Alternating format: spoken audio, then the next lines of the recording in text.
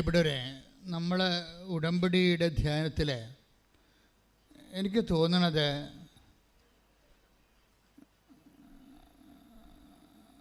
നമ്മൾ ദൈവത്തോട് ചോദിക്കേണ്ട ഏറ്റവും വലിയ അനുഗ്രഹം എന്ന് പറയണത് ദൈവ അനുഭവത്തെക്കുറിച്ചാണ്. ഇപ്പം നിങ്ങൾ ജോലി വേണം, വീട് വേണം, വിവാഹം നടക്കണം,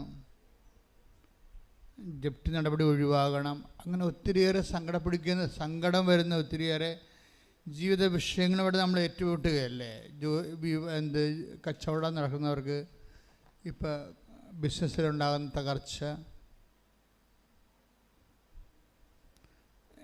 എനിക്ക് തോന്നുന്നു ദൈവത്തിന് ഒരു സെക്കൻഡ് മതിയെന്ന് തോന്നണേ നമ്മുടെ വിഷയം പരിഹരിക്കാൻ. ഒരു സെക്കൻഡ്.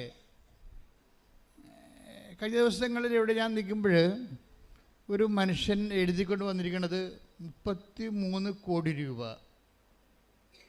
കടമുണ്ടെന്നാണ്. 33 കോടി രൂപ കടം.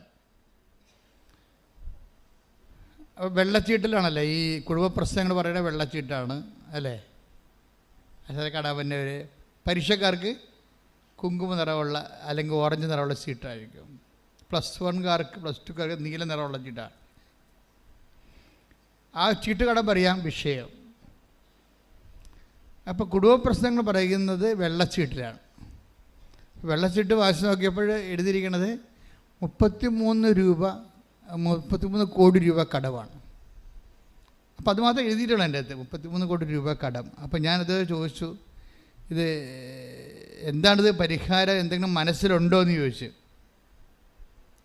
കാര്യം അദ്ദേഹത്തിൻ്റെ ബിസിനസ്സിനെ കുറിച്ച് സ്വാഭാവികമായിട്ട് നടക്കേണ്ട സ്വാഭാവിക സൊല്യൂഷനാണ് ഞാൻ ചോദിക്കുന്നത്.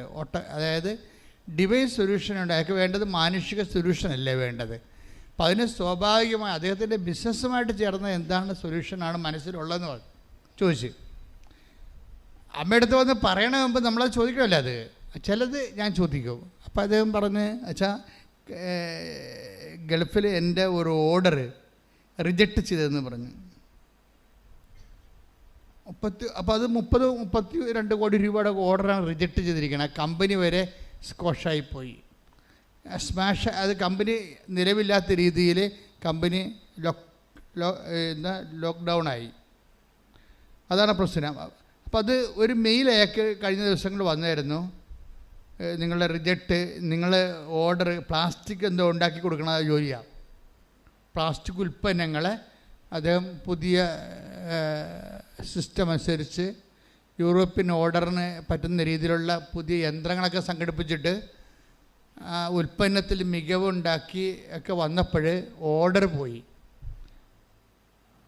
ഉൽപ്പന്നത്തിന് മികവ് യൂറോപ്യൻ വിപണി കൊടുക്കാൻ പറ്റിയ പ്ലാസ്റ്റിക് ഉൽപ്പന്നങ്ങളാണ് ഉണ്ടാക്കിയിരിക്കുന്നത്. പക്ഷേ അതിൻ്റെ ഓർഡർ ഖത്തറിലെ ഓർഡറാണ് പോയിരിക്കുന്നത്. അപ്പോൾ 33 കോടി രൂപ കടമായി. അമ്മ പ്രത്യക്ഷപ്പെട്ട സ്ഥലത്താണ് നമ്മളിത് വിഷയം കൊണ്ടുവന്ന് സമർപ്പിക്കുന്നത്. അതിന് പ്രത്യേക പ്രാർത്ഥനയുണ്ട്. അപ്പോൾ ഞാൻ ഇദ്ദേഹത്തിനോട് പറഞ്ഞത് ഓർഡർ പോയെച്ചാന്ന് പറഞ്ഞത്. ആ കമ്പനിയും പോയെന്ന്, നമുക്ക് ഓർഡർ തന്ന കമ്പനിയും പോയെന്നാണ്. അപ്പോൾ ഇത് വന്ന് ഞാൻ അമ്മയോട് ഇതുപോലെ അങ്ങനെ പറയും, അവൻ്റെ ഓർഡർ തിരിച്ചു കൊടുക്കണം. കാര്യം തിരിച്ചു കൊടുക്കാൻ വല്ല മാർഗമുണ്ട്. കമ്പനി തന്നെ ഇല്ലാത്ത സ്ഥിതിക്ക് ഓർഡർ എങ്ങനെ തിരിച്ചു കൊടുക്കണത്? പക്ഷെ നമുക്കറിയാം ആരോടാണ് നമ്മൾ പറയണതെന്നത് നമുക്കറിയാം, എവിടെയാണ് നമ്മൾ നിൽക്കുന്നതെന്നും അറിയാം. ഇങ്ങനെ ദൈവത്തിലേക്ക് വരുമ്പോൾ കുറേ കാര്യങ്ങൾ നമ്മൾ അറിയണം. എവിടെയാണ് വന്ന് നിൽക്കുന്നത്, ആരോടാണ് പറയണത്, എന്താണ് പറയണത്, ഈ വിഷയത്തെക്കുറിച്ചൊക്കെ നമുക്കൊരു മിനിമം നോളജ് ഉണ്ടാകണം. ഇനി പറയണ രീതിക്ക് നമുക്കതിനുള്ള ഒരു കപ്പാസിറ്റി എപ്പോഴും എൻ്റെ മക്കളുണ്ടാക്കിയെടുക്കേണ്ടത് ദൈവവുമായിട്ടൊരു പേഴ്സണൽ റിലേഷൻസ് ഉണ്ടാക്കിയെടുക്കണം. നിങ്ങൾക്ക് പേഴ്സണൽ റിലേഷൻ ഇല്ലെന്ന് ഞാൻ പറയണില്ല, പക്ഷേ നിങ്ങളുടെ വിഷയവുമായിട്ടാണ് പേഴ്സണൽ റിലേഷൻ ഉള്ളത്. ഉടമ്പടി പരാജയപ്പെടുന്നതിൻ്റെ കാരണം നമ്മൾ ആ വിഷയവുമായിട്ട് നമുക്ക് പേഴ്സണൽ റിലേഷൻ, വ്യക്തിപരമായ റിലേഷൻ ഉണ്ടോയെന്ന് ചോദിച്ചു കഴിഞ്ഞാൽ ഉണ്ട്. എന്തുമായിട്ടാണ്? നിങ്ങളുടെ വിഷയം, ജോലി പോയെന്ന ആ വിഷയവുമായിട്ട് നിങ്ങൾക്ക് പേഴ്സണൽ റിലേഷൻ ഉള്ളത്. അല്ലെങ്കിൽ നിങ്ങൾ പരീക്ഷ എഴുതി, നിങ്ങൾ പരീക്ഷ ക്വസ്റ്റ്യൻസ് ഒന്നും വന്നില്ല, എഴുതിയെല്ലാം തെറ്റാണെന്ന് നിങ്ങൾക്കറിയാം. അയ്യോ തെറ്റാണല്ല ഇതിൻ്റെ റിസൾട്ട് എന്ത് കുളമാകുമല്ലോ. അപ്പോൾ വിഷയവുമായിട്ടാണ് നിങ്ങൾക്ക് പേഴ്സണൽ റിലേഷൻ ഉള്ളത്. ഇതൊരു പാരഡൈം ഷിഫ്റ്റിൽ വരണം, നേരെ തിരിച്ച് വരണം. യുക്കട്ടെടുത്ത് വരിക എന്ന് പറയില്ല, അതുപോലെ എന്താണ് വിഷയവുമായിട്ട് നമുക്ക് യാതൊരു ബന്ധവുമില്ല. പിന്നെ എന്താണ് ദൈവവുമായിട്ട് ബന്ധം. ഉടമ്പടിയിലെ ഫോർമുല എല്ലാം നിങ്ങളെ ദൈവവുമായിട്ട് പേഴ്സണൽ ബന്ധപ്പെടുത്തുന്ന ഫോർമുലയാണ് ഉള്ളത്. വിഷയവുമായി ബന്ധപ്പെടുത്തുന്ന ഫോർമുലയൊന്നുമില്ല. അതുകൊണ്ടാണ് നമ്മുടെ പ്രാർത്ഥനകളെല്ലാം വളരെ മൈൽഡ് പ്രാർത്ഥനകളാണ്. അല്ലാതെ കാറിക്കൂവി ബഹളം ഉണ്ടാക്കി സ്തുതിച്ച് പറച്ച് തല്ലി വീഴണ അങ്ങനെയുള്ള കലാപരിപാടികളൊന്നും ഉടമ്പടി പ്രാർത്ഥനകളില്ല. എന്നാൽ ഞാൻ പ്രൊമോട്ട് ചെയ്യത്തുമില്ല. കാര്യം ആ ഒരു സ്ഥലമല്ല ഇത്. നിങ്ങൾക്ക് അങ്ങനെയൊക്കെ തോന്നുമായിരിക്കുക, നിങ്ങളൊക്കെ കേട്ട് സ്തുതിച്ച് വിറച്ച് തല്ലി വീഴണമെന്ന്. ഇവിടെ വീഴാൻ സമ്മതിക്കുക. വീണ് കഴിഞ്ഞാൽ അപ്പം അത് പൊക്കിക്കൊണ്ട് വെള്ളം കൊടുക്കുക, അതിനേ ഉള്ളൂ. അതെന്താ പ്രശ്നം വെച്ച് കഴിഞ്ഞാൽ ഇവിടെ ഒരു റിലേഷൻസ് ദൈവവുമായിട്ട് ഉണ്ടാക്കിയെടുക്കണം. അത് ദൈവത്തിന് തോന്നണം സത്യസന്ധമാണെന്ന്. നിങ്ങൾക്ക് തോന്നിയാൽ മാത്രം പോരാ, ദൈവത്തിന് തോന്നണം ഈ റിലേഷൻ സത്യസന്ധമാണെന്ന് തോന്നണം. കാര്യം ഇവിടെ പ്രോബ്ലം എപ്പോഴും വന്നിരിക്കുന്ന ഒരു വിഷയമെന്ന് പറയണത്, എല്ലാവർക്കും ദൈവമായിട്ട് ബന്ധമുണ്ട്. പക്ഷേ ഇഷ്യൂ ബേസ്ഡ് വരുമ്പോൾ നിങ്ങളുടെ സ്വന്തം സ്വഭാവം കാണിക്കും. കൃപാസന ഒരു ആധ്യാത്മികമായ കളരി എന്ന രീതിയിൽ അവിടെ പഠിക്കേണ്ടത് എങ്ങനെയാണ് ദൈവമായിട്ടൊരു ഇൻട്രാക്ഷൻ സാധിക്കേണ്ടത് എങ്ങനെയാണ്. എപ്പോഴും നമ്മൾ ശ്രദ്ധിക്കേണ്ടത്, ഒരു വിഷയം വന്നാൽ നമ്മളുടെ കയ്യിൽ അസ്ഥിഭദ്രത പ്രധാനപ്പെട്ട വിഷയമാണ്. ഇപ്പം നിങ്ങളുടെ വീട്ടിൽ നിന്ന് ഇറങ്ങിയപ്പോൾ തന്നെ ഇന്ന് വീട്ടിലുള്ള എല്ലാവരും പറഞ്ഞ് ഇവിടെ നിൽക്കി ഇന്ന് അളിയൻ വരും, അല്ലെങ്കിൽ ഇന്ന് എൻ്റെ ബന്ധുക്കൾ വരും, സ്വന്തം അത് ഇന്നിവിടെ നിൽക്ക്, നമുക്ക് അടുത്ത ഞായറാഴ്ച പോകാമല്ല ഉടമ്പടി ധ്യാനത്തിന് എന്ന് പറഞ്ഞ് നിങ്ങളെ പിടിച്ച് തെച്ച് വിചാരിച്ചോ. വീട്ടിൽ ഉള്ളവർ പിടിച്ചു നിർത്തും. അവരുടെ ഉദ്ദേശം അവിടെ നിൽക്കുക എന്നുള്ളത് തന്നെ അവർക്ക് വേറെ എന്തെങ്കിലുമൊക്കെ ഉദ്ദേശം ഉണ്ടാവും. അത് ദൈവികമായ ഉദ്ദേശമായിരിക്കത്തില്ല, മാനുഷികവും കുടുംബപരമായ ഉദ്ദേശമൊക്കെ ആയിരിക്കും. പക്ഷെ നിങ്ങൾ അവിടെ നിന്ന് സ്കൂട്ടായി ദൈവത്തിനടുത്ത് വരികയും അപ്പോൾ അതിനൊരു പോയിൻ്റ് ഉണ്ട്. ഇനി എന്താ കാര്യം, നിങ്ങൾക്ക് അവിടെ വീട്ടിൽ നിൽക്കാൻ കഴിയുമായിരുന്നിട്ടും അതിന് സമ്മർദ്ദം ഉണ്ടായിട്ടും നിങ്ങൾ അവിടെ നിന്ന് വന്ന് ദൈവവചനത്തെ അതിനേക്കാൾ പ്രാധാന്യമായിട്ട് കരുതിക്കൊണ്ട് ഇതിൽ ഇൻവെസ്റ്റ് ചെയ്തു. ഇതിൻ്റെ പേരിൽ വീട്ടിൽ ചെല്ലുമ്പോൾ ചിലപ്പോൾ നമ്മുടെ തന്ത തന്നെ നമ്മുടെ തന്തയ്ക്ക് വിളിച്ചെന്ന് വരും. തന്തമാർ തന്നെ നമ്മുടെ തന്തയ്ക്ക് വിളിക്കണ വരുന്നത്. അപ്പോൾ അതൊക്കെ നമ്മൾ സന്തോഷത്തോടെ കേട്ട് അതൊക്കെ അക്കൗണ്ടിലാക്കി വീണ്ടും ഒരു പോയിൻ്റ് ഉണ്ടാക്കും. നിങ്ങൾ ഒരു കാരണവശാലും വിട്ടുകൊടുക്കരുത്. ഇതൊരു യുദ്ധമാണ്. എന്ന് വെച്ചാൽ നമ്മളെ സംബന്ധിച്ചിടത്തോളം നമ്മുടെ മുമ്പിലുള്ളത് ദൈവവുമായിട്ട് ഒരു എന്താണെന്നറിയാമോ, ദൈവത്തിന് ഒരു പ്രശ്നമുണ്ട് വെച്ചാൽ, ദൈവം എന്തെങ്കിലും ക്രൂഷ്യൽ ഇഷ്യൂ ഉണ്ടാകുമ്പോൾ ദൈവം റിപ്പോർട്ട് അപ്പോൾ മാത്രമേ പേഴ്സണൽ റിപ്പോർട്ട് പറയത്തുള്ളൂ. നിങ്ങളുടെ ജീവിതത്തിൽ ക്രൂഷ്യൽ ഇഷ്യൂ ഉണ്ടാകുമ്പോൾ മാത്രമേ ദൈവം നിങ്ങളുടെ പേഴ്സണൽ ദൈവം എന്താ എഴുതി വച്ചിരിക്കണമെന്ന് കാണിക്കത്തുള്ളൂ. നിങ്ങളുടെ ജീവിതത്തിൽ ഒരു പ്രത്യേക പ്രശ്നമുണ്ടായി, നിങ്ങളൊരു ക്രൂഷ്യൽ ഇഷ്യൂലായി, നിങ്ങൾക്ക് ദൈവത്തെ വിട്ട് നിൽക്കാൻ പറ്റാത്ത അവസ്ഥ, ദൈവം നിങ്ങളെ സഹായിച്ചാൽ മാത്രമേ നിങ്ങൾ നിലനിൽക്കത്തുള്ളൂ. അങ്ങനെയാണ് ക്രൂഷ്യൽ ഇഷ്യൂ എന്ന് പറയുന്നത്. ഞാൻ ഈ ഇടയ്ക്ക് ഈ ക്രൂഷ്യൽ ഇഷ്യൂ എന്നൊക്കെ പറയുമ്പോഴേ വല്യപ്പന്മാരൊക്കെ എന്നെ രൂക്ഷമായി നോക്കുന്നത്, വല്ല തെറി വല്ലതും ആയിരിക്കും അത്. ഞാൻ ഉദ്ദേശിക്കുന്നത് ഇത്രയേ ഉള്ളൂ. ഒരു വലിയ പ്രശ്നം ഉണ്ടായി വരുമ്പോഴേ അത് ദൈവം കഴിഞ്ഞാൽ മാത്രമേ നമുക്ക് നിലനിൽപ്പുള്ളൂ. അങ്ങനെ ഒരു എഡ്ജിലാണ്, അറ്റത്താണ് നമ്മൾ നിൽക്കണം എന്നുണ്ടെങ്കിൽ ദൈവം ഉടനെ പേഴ്സണൽ ഡയറി കാണിക്കും. നമ്മൾ അവിടെയാണ് പ്രശ്നം. നമ്മളെക്കുറിച്ച് എഴുതി വെച്ചിരിക്കണ കാണിക്കും. കാര്യം പല സമയത്ത് നമ്മൾ ദൈവത്തിന് പണി കൊടുത്തിട്ടുണ്ട് തിരിച്ച്. നമ്മുടെ സ്വന്തം കാര്യത്തിന് വേണ്ടി, നമ്മുടെ താല്പര്യത്തിന് വേണ്ടിയും അഭിരുചിക്ക് വേണ്ടിയും നമ്മൾ ദൈവത്തിൻ്റെ മറന്ന് വേറെ കാര്യങ്ങൾക്ക് താല്പര്യം കൊടുത്ത് പോയിട്ടുള്ള ഒത്തിരി ചരിത്രങ്ങളുണ്ട്. അപ്പോൾ അതുകൊണ്ട് ഈ മോസസിൻ്റെ ജീവിതത്തിലുണ്ടായിരുന്നു ഇങ്ങനെയുള്ള വിഷയങ്ങൾ.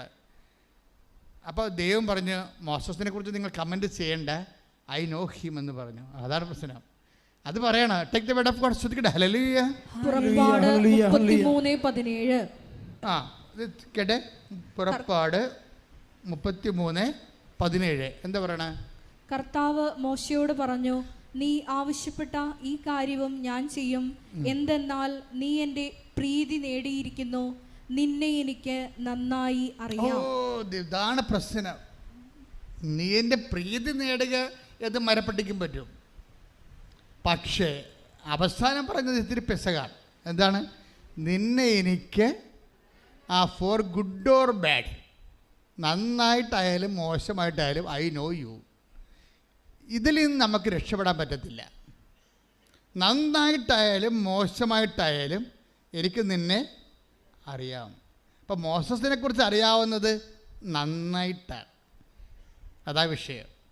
നന്നായിട്ടാണെന്ന് വെച്ച് കഴിഞ്ഞാൽ അതായത് എൻ്റെ മക്കളെ, ഉടമ്പടി എന്ന് പറയുന്നത് ഞാൻ എപ്പോഴും പറയാം, ഇറ്റ്സ് എ ബൈലാറ്ററൽ എഗ്രിമെൻ്റ് എന്ന് പറയും. Person to person എഗ്രിമെൻ്റാണ്.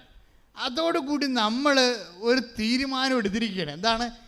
ദൈവത്തിന് വേണ്ടി ജീവിക്കാൻ വേണ്ടി തീരുമാനം എടുക്കുകയാണ്. നമ്മുടെ വിഷയത്തിനല്ല പ്രാധാന്യം. പിന്നെ എന്താണ്? ദൈവമായിട്ടുള്ള പേഴ്സണൽ ബന്ധത്തിനാണ് പ്രാധാന്യം. ഇത് ഭയങ്കര സീരിയസ് ആയിട്ട് എടുക്കണേ.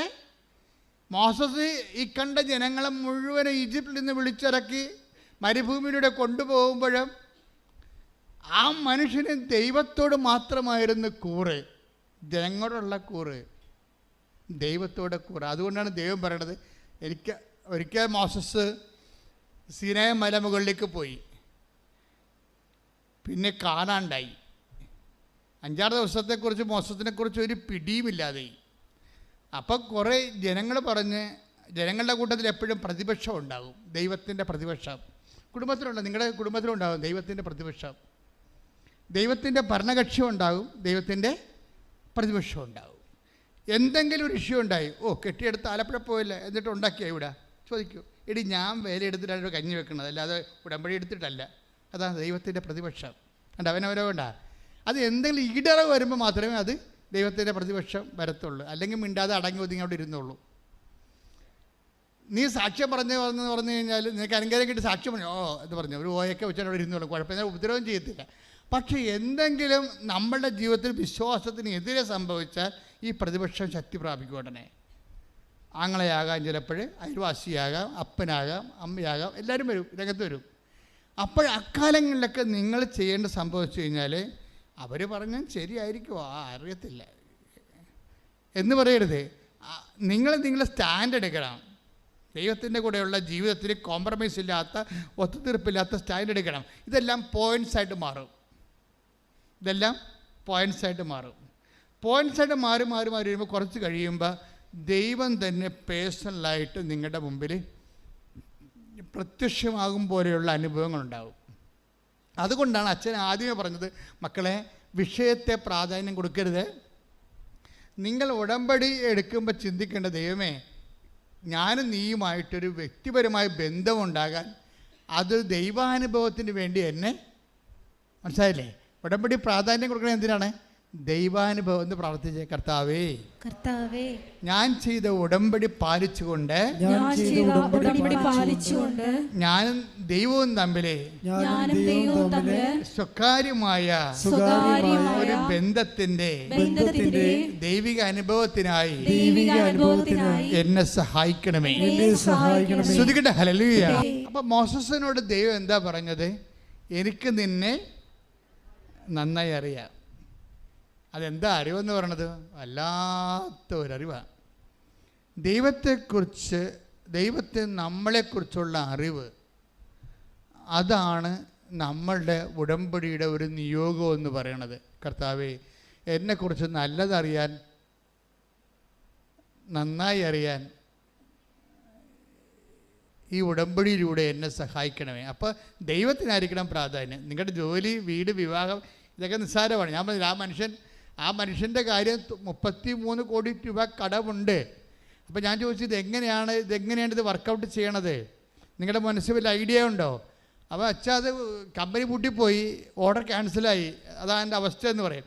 ഇപ്പം ഞാൻ അമ്മയോട് പറഞ്ഞു, അമ്മ കമ്പനി പൂട്ടിപ്പോയി. ഓർഡർ ക്യാൻസലായി. അത്രയാണ് ഞാൻ പറഞ്ഞത്. 10 മിനിറ്റ് കഴിഞ്ഞപ്പോൾ അയാൾക്ക് ഖത്തറിൽ നിന്ന് വിളി വന്നു, എന്താണ്, നിങ്ങളുടെ ഓർഡർ റീഇൻസ്റ്റേറ്റ് ചെയ്തിരിക്കണമെന്ന്. ഹല്ലേലൂയ, ഹല്ലേലൂയ, ഹല്ലേലൂയ. ഉടമ്പടിയിലൂടെ സമയബന്ധിതമായിട്ട് ഇവിടെ നന്ദി പറയും. ആ മനുഷ്യൻ അപ്പം തന്നെ വന്ന് സാക്ഷ്യം പറഞ്ഞിട്ടാണ് പോയത്. അതെന്താ പ്രശ്നം വെച്ച് കഴിഞ്ഞാൽ അത്രയും സ്പീഡാണ് ഉടമ്പടി എന്ന് പറയുന്നത്. അത്രയും സ്പീഡാണ്. പൂട്ടിയ കമ്പനി വീണ്ടും തുറപ്പിച്ച് ഓർഡർ, നഷ്ടപ്പെട്ട ഓർഡർ തിരിച്ചു കൊടുക്കാൻ ദൈവത്തിന് സെക്കൻഡുകൾ മതി. പക്ഷേ അതല്ല പ്രശ്നം. ഈ ഒരു ബന്ധം നിങ്ങൾ ഉണ്ടാക്കിയെടുക്കണം. അല്ല ഒരു വിഷയം കഴിഞ്ഞിട്ട് പോയി ഇനി അടുത്ത വിഷയം വരുമ്പോൾ ദൈവത്തോട് ഇടപെടാം. ഇപ്പോൾ ഒരു വിഷയം ഉണ്ടായി, നമ്മൾ സാക്ഷ്യം പറഞ്ഞു പോയി, ഇനി അടുത്ത വിഷയം, എന്നിട്ട് പിന്നെ ലോകത്താനായിട്ട് ജീവിക്കും.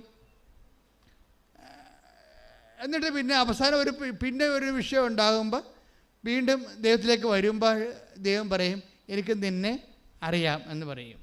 നിനക്ക് എന്താണ്, അന്നഴകുന്നവൻ അപ്പൻ. അതാണ് പ്രശ്നം. അത് നീ വിഷയം വെച്ചാണ് നീ എന്നോടത്ത് അടുത്ത് വരണത്. നിനക്ക് ഞാനല്ല പ്രശ്നം, വിഷയമാണ് പ്രശ്നം. വിഷയബന്ധിയാണ്, വ്യക്തിബന്ധിയല്ല. ഉടമ്പടിയിൽ എപ്പോഴും വരണ വിഷയം, ദൈവം ഒരു ഉടമ്പടി നിങ്ങളുടെ ഭൗതിക സാഹചര്യങ്ങളുടെയും സമ്മർദ്ദങ്ങളെയും ഉടമ്പടിയുടെ ഭാഗമാക്കാൻ കാരണം ദൈവം നിങ്ങളുടെ ജീവിതത്തിൽ ദൈവത്തെ ഒരു ഭാഗമാക്കി വിഷയമാക്കാൻ ആഗ്രഹിക്കുന്നത് കൊണ്ടാണ്. മനസ്സിലായ? Praise the Lord, hallelujah. അതുകൊണ്ട് തന്നെ ഇന്ന് ഒരു ദൈവികമായ ലക്ഷ്യമുണ്ട്. എന്താണ്? ദൈവവും നിങ്ങളും തമ്മിൽ ഒരു ബന്ധമുണ്ടാകാൻ വേണ്ടിയാണ് ദൈവം നിങ്ങൾക്ക് സാഹചര്യത്തിൽ സമ്മർദ്ദം തന്നിട്ട് അത് ഉടമ്പടി വിഷയമാക്കിയിരിക്കുന്നത്. അത് മനസ്സിലാക്കാനുള്ള ജ്ഞാനം വേണം. എന്ത് സംഭവിക്കുന്നു എന്നുള്ളതല്ല, എന്തിനു വേണ്ടി സംഭവിക്കുന്നു. അതാണ് സങ്കീർത്തനം നമ്മൾ 103:7 എടുത്ത് ശ്രുതികട്ടെ. ഹല്ലേലൂയ, ഹല്ലേലൂയ, ഹല്ലേലൂയ, ഹല്ലേലൂയ, ഹല്ലേലൂയ. യേശുവേ നന്ദി. ഹല്ലേലൂയ, ഹല്ലേലൂയ, ഹല്ലേലൂയ. യേശുവേ ആരാധന. ഈ ജനറൽ കാറ്റഗറിയിൽ നിന്ന് നിങ്ങൾ രക്ഷപ്പെടണം. ഒരു പേഴ്സണൽ ആൻഡ് പർട്ടിക്കുലർ കാറ്റഗറിയിലേക്ക് വരണം. ഉടമ്പടിയിൽ വരുന്ന ഒരു പ്രശ്നം, ജനറൽ കാറ്റഗറി ഉണ്ട്, പൊതുവായിട്ട് വരുന്ന ഒരു കൂട്ടം. അത് ജനത്തിൻ്റെ കൂട്ടമാണ്. ഈ ജനത്തിൻ്റെ കൂട്ടം എന്ന് പറയുമ്പോൾ അനുഗ്രഹം എന്തെങ്കിലും ഭൗതിക സാഹചര്യങ്ങൾ കുറഞ്ഞു പോയാൽ അവരുടനെ അവർ തിരിച്ചു പോകും ദൈവത്തിൽ നിന്ന്. മനസ്സിലായില്ലേ? അതെപ്പോഴും ജനറൽ കാറ്റഗറിയിലുള്ളത് എന്താണ്, ഏതെങ്കിലും സമയത്ത് ഒരു മൈനസ് പോയിൻ്റ് വന്നാൽ വിശ്വാസത്തിൽ തെറിച്ചു പോകാൻ സാധ്യതയുള്ള ആൾക്കാരാണ് ജനറൽ കാറ്റഗറി വരണത്. പൊതുവായിട്ടുള്ള കാറ്റഗറി. ഈജിപ്തുകാരിൽ നിന്ന് അവരെ കൊണ്ടുവന്നില്ലേ, ചെങ്കടൽ പിളർത്തിക്കൊണ്ടുവന്നതാണ്. എന്നിട്ട് ആ കക്ഷികൾ പറഞ്ഞു, ഞങ്ങൾക്ക് വിശക്കണേ, ഞങ്ങൾക്ക് ഈജിപ്തിലെ ഇറച്ചി ചട്ടിയെക്കുറിച്ച് ഓർക്കുമ്പോൾ ഞങ്ങൾക്ക് വായു വെള്ളം ഊറണ്, ഞങ്ങൾക്ക് തിരിച്ചു പോകണമെന്ന് പറഞ്ഞു. അടിമത്തമാണെങ്കിലും കുഴപ്പമില്ല, ഞങ്ങൾക്ക് തിരിച്ചു പോയ ദൈവത്തെ വേണ്ട, ഇറച്ചിച്ചട്ടി മതിയെന്ന് പറഞ്ഞുകൊണ്ട് തിരിച്ചു പോകാൻ. അപ്പം തിരിച്ചു പോകാനുള്ള ആ വിശ്വാസത്തിൽ നിന്ന്, ദൈവവുമായുള്ള വ്യക്തിപരമായ ബന്ധത്തിൽ നിന്ന്, പകൽ തീത്തൂണും രാത്രി തീത്തൂണും പകൽ മെഘസ്തംഭവുമായി നയിച്ച ദൈവത്തിൻ്റെ പരിപാലനയുടെ ആ ഒരു വളരെ കോഡിലായിട്ടൊരു സോണിൽ നിന്ന് തെറിച്ചു പോകാൻ വേണ്ടി ജഡിക മനുഷ്യന് എപ്പോഴും ഒരു പ്രലോഭനം വന്നുകൊണ്ടിരിക്കും. പക്ഷേ ഈ പ്രലോഭനം വന്നുകൊണ്ടിരിക്കുമ്പോൾ ദൈവം എന്നാ ചെയ്യണമെന്ന് വെച്ച് കഴിഞ്ഞാൽ, ഇവൻ ഡേഞ്ചർ സോണിലാണ്, ഇവനെ എപ്പോഴെങ്കിലുമായിട്ട് ദൈവം എലിമിനേറ്റ് ചെയ്തിരിക്കും. ഒരിക്കലും വിശ്വാസത്തിലും തിരിച്ചു പോകണമെന്ന് നിങ്ങൾക്ക് തോന്നിയാൽ, ഏതെങ്കിലും ഭൗതിക സാഹചര്യം ലഭിക്കാതിരിക്കുകയോ, നിങ്ങൾ ആഗ്രഹിച്ച ജോലി, നിങ്ങൾ ആഗ്രഹിച്ച പ്രമോഷൻ, നിങ്ങൾ ആഗ്രഹിച്ച പറമ്പ് നിങ്ങൾക്ക് കിട്ടാതിരിക്കുന്നതിൻ്റെ പേരിൽ നിങ്ങൾക്ക് പ്രാർത്ഥന മുടങ്ങുകയോ ഉടമ്പടിയുടെ നിബന്ധനകൾ മുടങ്ങുകയോ ചെയ്താൽ നിങ്ങൾ തിരിച്ചു പോകുന്ന കൂട്ടത്തിലാണ് കാറ്റഗറൈസ് ചെയ്തിരിക്കുന്നത്. അപ്പോൾ എന്താ, ജനറൽ കാറ്റഗറിയിൽ തിരിച്ചുപോക്കുകാരുടെ കൂട്ടത്തിൽ ഇട്ടിരിക്കുകയാണ്. തിരിച്ചുപോക്കുകാരെന്താണ് പറയണത്? അത് അവർ എന്താ പറയണത്? 16:13 എടുത്ത് ശ്രുതികട്ടെ. ഹല്ലേലൂയ, ഹല്ലേലൂയ, ഹല്ലേലൂയ, ഹല്ലേലൂയ, ഹല്ലേലൂയ. യേശുവേ നന്ദി. ഹല്ലേലൂയ, ഹല്ലേലൂയ, ഹല്ലേലൂയ, ഹല്ലേലൂയ, ഹല്ലേലൂയ. പുറപ്പാട് 16:3. ഇസ്രായേൽക്കാർ അവരോട് പറഞ്ഞു, ഈജിപ്തിൽ ഇറച്ചി പാത്രത്തിന് അടുത്തിരുന്ന് തൃപ്തിയാവോളം അപ്പം തിന്നുകൊണ്ടിരുന്നപ്പോൾ കർത്താവിന്റെ കരത്താൽ കൊല്ലപ്പെട്ടിരുന്നുവെങ്കിൽ എത്ര നന്നായിരുന്നു. എന്നാൽ സമൂഹം മുഴുവനെയും പട്ടിണിയിട്ട് കൊല്ലാനായി ഞങ്ങളെ ഈ മരുഭൂമിയിലേക്ക് നിങ്ങൾ കൊണ്ടുവന്നിരിക്കുന്നു. അപ്പോൾ ദൈവത്തിൻ്റെ പരിപാലനയിൽ അവർ വിശ്വസിക്കണില്ല. മറിച്ച് ഇന്നലെയുള്ള കാലങ്ങളിലെ വിശ്വാസരാഹിത്യത്തിൻ്റെ കാലങ്ങളിൽ ദൈവത്തെ മറന്ന് ജീവിച്ചപ്പോൾ ഏത് ബാറിലും അവർക്ക് കയറാൻ പറ്റുമായിരുന്നു. അതാണ് പ്രശ്നം. ദൈവത്തെ മറന്ന് ജീവിച്ച കാലത്തെ ഞായറാഴ്ച തന്നെ അവർക്ക് പള്ളിയിൽ പോകണമെന്ന് നിർബന്ധമൊന്നും ഇല്ലായിരുന്നു. അവർക്ക് ആ സമയത്തൊക്കെ അവർ വേറെ പല അമ്യൂസ്മെൻറ്റുകളും ചെയ്തുകൊണ്ടിരുന്ന കാലമാണ്. ആ കാലത്തിലേക്ക് തിരിച്ചു പോകാൻ എപ്പോഴും നമുക്ക് തോന്നും. ഇപ്പം നമ്മൾ തിരിച്ച് വന്നിരിക്കണത് എന്തെങ്കിലും അനുഗ്രഹം കിട്ടുമെന്ന് വിചാരിച്ചിട്ടാണ്. അത് കിട്ടാനത് താമസിക്കുകയാണെങ്കിൽ തിരിച്ചു പോകണമെന്ന് തോന്നും. ഇതൊരു പ്രവണതയാണ് ശരിക്കും പറഞ്ഞാൽ. നിങ്ങൾ തന്നെ മനസ്സിലാക്കിയില്ലെങ്കിൽ ദൈവം നിങ്ങളേതെല്ലാം മനസ്സിലാക്കിയിട്ടുണ്ട്. അതാണ് പ്രശ്നം. മോസസിനോട് പറയും, ജനത്തിനെയും ദൈവത്തിനെ അറിയാം, മോസസിനെയും അറിയാം. ദൈവത്തിനെ കൊണ്ട് പറയിപ്പിക്കാതിരിക്കുന്നതാണ് ആധ്യാത്മികമായ വിവേചകം എന്ന് പറയുന്നത്. എന്താ കാര്യം? ഈ തിരിച്ചു പോകണമെന്ന് പറഞ്ഞ ജനത്തിന് എന്താ സംഭവിക്കണമെന്ന് നമുക്ക് നോക്കാം. തിരിച്ചു പോകണമെന്ന് പറഞ്ഞ ജനത്തിനെ കൊല്ലാനൊന്നും മോസസിനോട് പറഞ്ഞിട്ടില്ല. പക്ഷേ മോസസ് അത് ചെയ്തിരിക്കും. അതാണ് മോസസ്. ഒരിക്കൽ ദൈവത്തിനെ മറന്നുകൊണ്ട് ജീവിച്ചവൻ, ഏതെങ്കിലും ഭൗതിക സാഹചര്യം കിട്ടിയത് കൊണ്ടോ കിട്ടാത്തത് കൊണ്ടോ താമസിച്ചത് കൊണ്ടോ അവൻ പഴയ കാലങ്ങളിലേക്ക് തിരിച്ചു പോകാൻ ആഗ്രഹിച്ചാൽ ഓർക്കുക, ഇന്നല്ലെങ്കിൽ നാളെ അതിന് മറുപടി പറയേണ്ടി വരും. ഒരു സംശയമില്ല. തിരിച്ചു പോകാൻ ചിന്തിച്ചാൽ മാത്രം മതി. ദൈവിക മേഖലയും ദൈവിക കൃപയും ഇന്ന് ഭൗതികമായ നക്കാപ്പിച്ച അനുഗ്രഹത്തിൻ്റെ പേരിൽ അത് കിട്ടിയത് കൊണ്ട് കിട്ടാത്തത് കൊണ്ട് കുറഞ്ഞു പോയത് കൊണ്ട് പ്രാർത്ഥന മുടക്കാവുന്നു. ദൈവികമായ ജീവിതത്തിൻ്റെ ആ ചൈതന്യത്തിൽ നിന്ന് വിട്ടുപോകാവുന്നു നിങ്ങൾ ചിന്തിച്ചാൽ പിന്നെ തീരുമാനങ്ങൾ പെട്ടെന്ന് വരും. എന്ത് സംഭവം എന്നറിയാമോ? അത് അറിയണേ. എന്തുണ്ടെങ്കിൽ പുറപ്പാട് 32:7 32:7 പുറപ്പാട് 32:7 ശ്രുതികട. ഹല്ലേലൂയ, ഹല്ലേലൂയ, ഹല്ലേലൂയ, ഹല്ലേലൂയ. യേശുവേ നന്ദി. ഹല്ലേലൂയ, ഹല്ലേലൂയ. പുറപ്പാട് 32:7 കർത്താവ് മോശയോട് അരുളി ചെയ്തു, ഉടനെ താഴേക്ക് ചെല്ലുക. നീ ഈജിപ്തിൽ നിന്ന് കൂട്ടിക്കൊണ്ടുവന്ന നിന്റെ ജനം തങ്ങളെ തന്നെ ദുഷിപ്പിച്ചിരിക്കുന്നു.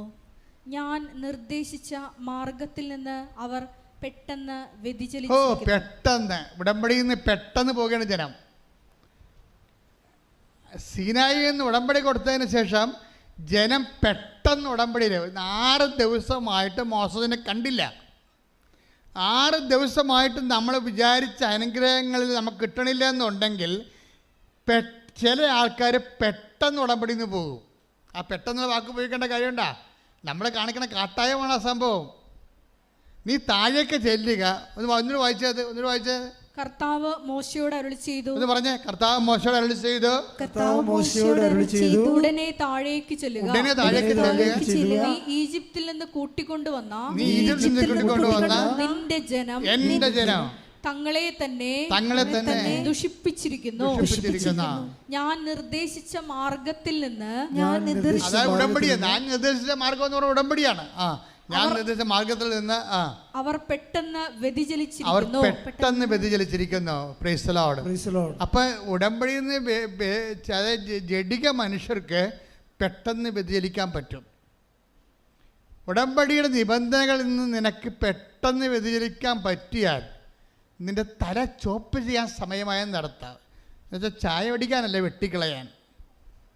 എന്നുവെച്ചാൽ ഞാൻ നിന്നെ ദൈവസ്ഥാന ഓഹരിയിൽ നിന്ന് നിന്നെ മാറ്റിക്കളയപ്പോഴ്. മോസസ് പിന്നെ പറയുന്ന ഭാഗങ്ങൾ താഴെ ഉണ്ടെന്ന് വായിച്ചേ. അവർ ഒരു കാളക്കുട്ടിയെ വാർത്തെടുത്ത് അതിനെ ആരാധിക്കുകയും അതിന് ബലിയർപ്പിക്കുകയും ചെയ്തിരിക്കുന്നു. ഇസ്രായേലെ, നിന്നെ ഈജിപ്തിൽ നിന്ന് കൊണ്ടുവന്ന ദേവന്മാർ ഇതാ എന്ന് അവർ പറഞ്ഞിരിക്കുന്നു. പണിപാളി കണ്ട. അതായത് ദൈവം ഇത്രയും പരിപാലിച്ച് ഈ ജനത്തിനെ വാഗ്ദാന നാട്ടിലോട്ട് കൊണ്ടുപോവുകയാണ്.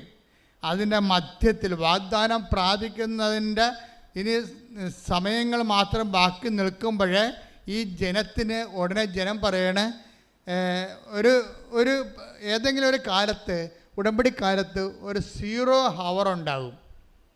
ഇത് അപകടം പിടിച്ച സംഭവമാണ്. വിമാനം ഇങ്ങനെ പോയി കണ്ടിരിക്കുന്ന സമയത്ത് പെട്ടെന്ന് എയർ പോക്കറ്റ് വരത്തില്ലേ, അപ്പോൾ തന്നെ വിമാനം കുത്തിക്കൊണ്ട് വരും താഴേക്ക്.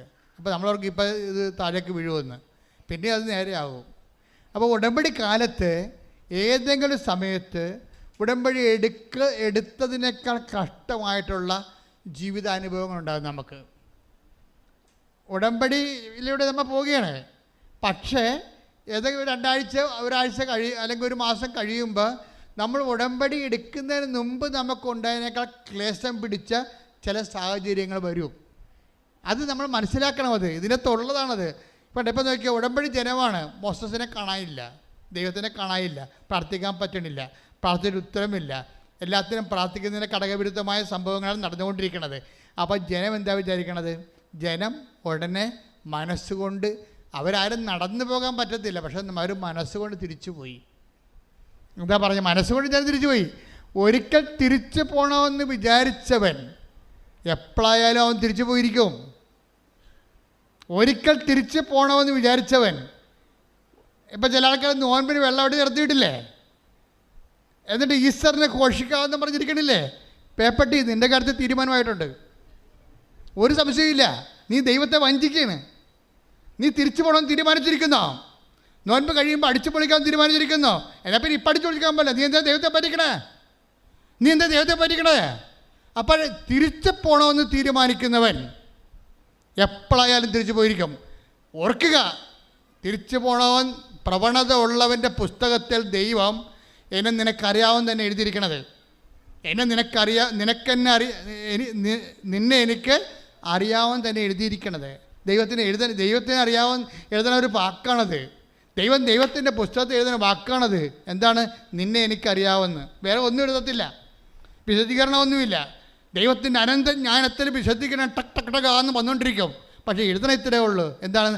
നിന്നെ എനിക്ക് അറിയാം, അത്ര എഴുത്തുള്ളൂ. കഴിഞ്ഞ ദിവസം ഞാൻ അവിടെ ഇരുന്ന് ഉറങ്ങിപ്പോയതല്ല, കുർബാന സ്വീകരിച്ചപ്പോൾ മയങ്ങിപ്പോയി. പെട്ടെന്ന് ഒരു മനുഷ്യൻ്റെ ഇടത്തെ കയ്യെ വാച്ച് കെട്ടിയിരിക്കുകയാണ്. ഒരു മഞ്ഞ ഡയലാണ്. അതെനിക്ക് ഡയൽ കാണാം. പെട്ടെന്ന് ഒരു തീ ഇറങ്ങിയിട്ട് മഞ്ഞ ഡയൽ കത്തിപ്പോയി. അപ്പം ഞാൻ ഞെട്ടി ഉണർന്ന്. അപ്പം ഞാൻ പറഞ്ഞു, കർത്താവേ, കടികാരമാണല്ലോ, കയ്യെ കെട്ടിയ കടികാരമാണല്ലോ കത്തിപ്പോയത്. സമയം തീർന്നാ? എൻ്റെ സമയം തീർന്നാന്ന് ഞാൻ ചോദിച്ചത്. കർത്താവിനോട് ചോദിക്കാറില്ല, സമയഘടികാരമല്ലേ, സമയഘടികാരം കത്തിപ്പോയി, അപ്പോൾ എൻ്റെ സമയം തീർന്ന എന്ന് ഞാൻ ചോദിച്ചു. ചോർത്ത് കഴിഞ്ഞാൽ പിന്നെ ഒരു വിശ്വാസപ്രമാണം ചൊല്ലി വെച്ചാൽ പറഞ്ഞു, കർത്താവേ, അപ്പോൾ എനിക്കൊരു 4 എന്നും പറഞ്ഞ നമ്പർ എൻ്റെ മനസ്സിൽ കാണിച്ചു ഈശോ. അപ്പോൾ ഞാൻ പറഞ്ഞു, ഈശോ 4 ഫിക്സാണ് കേട്ടോ. ഞാൻ വചനം തുറക്കും, ഈ 4 എന്നുള്ള നമ്പർ നീ എനിക്ക് സന്ദേശം തരണമെന്ന് പറഞ്ഞ്. ഞാൻ വചനം തുറക്കും, ഈ 4 എന്നുള്ള നമ്പറിൽ നീ എനിക്ക് സന്ദേശം തരണം. നമ്മൾ ദൈവത്തോട് സംസാരിക്കാൻ പറ്റും നമുക്ക്. ഇത് ഉടമ്പടിയിൽ വേറൊരു ലോകമാണ്. ഉടനെ ഞാൻ വിശ്വപ്രവാചകനിൽ വചനം തുറന്നപ്പോൾ 2:4. എന്ത്? ലൂക്കായുടെ സുവിശേഷം 2:4. എന്താ പറയണത്? ജോസഫ് എന്ത് ചെയ്ത്? പേരെഴുതിക്കാൻ വേണ്ടി തൻ്റെ നഗരത്തിലേക്ക് തിരിച്ചുപോയി. ഗർഭിണിയായ മറിയം അവൻ്റെ കൂടെ ഉണ്ടായിരുന്നെന്നാണ്. എൻ്റെ കണ്ണ് നിറഞ്ഞുപോയി. ഞാൻ പറഞ്ഞു, കർത്താവ്, ജീവൻ്റെ പുസ്തകത്തെ പേരെഴുതിക്കാണെങ്കിൽ ജോസഫിൻ്റെ കൂടെ അമ്മ ഉണ്ടാവുമെന്ന് പറഞ്ഞില്ലേ, എനിക്കത് മതി.